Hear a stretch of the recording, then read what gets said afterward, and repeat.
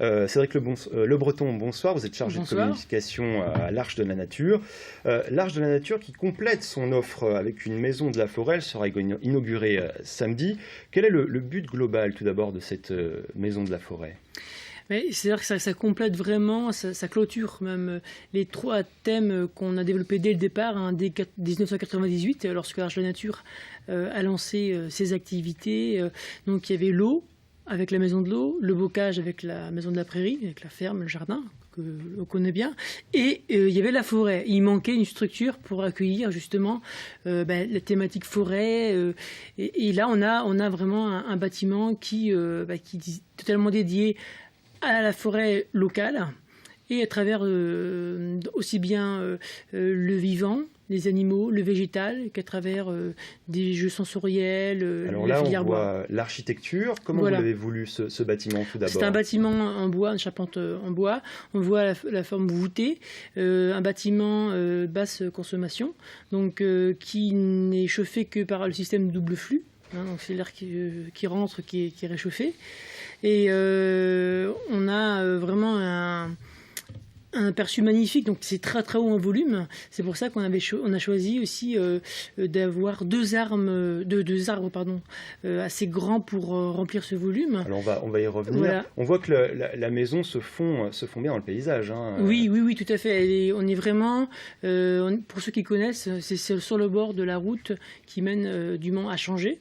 Donc on est vraiment dans ces 300 hectares de forêt et elle est entourée par les arbres.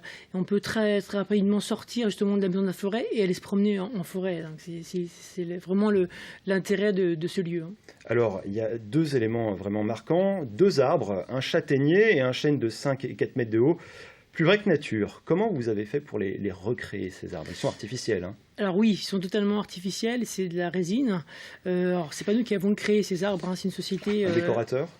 Qui se trouve à côté de Prélude, qui se trouve à côté de Dijon, qui fait des décors de théâtre, de cinéma, et qui a vraiment fait très attention, parce que là c'était un travail minutieux.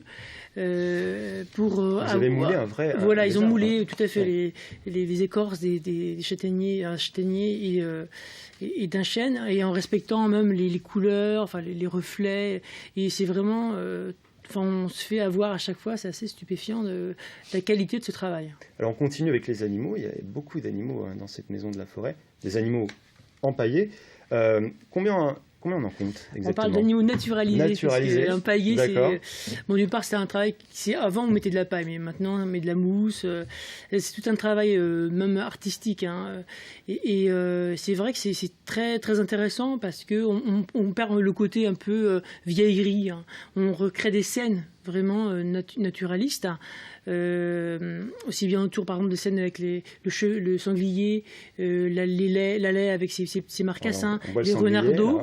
Les renardeaux, avec le renard, et on a une mare aussi, on voit le chevreuil, la chevrette.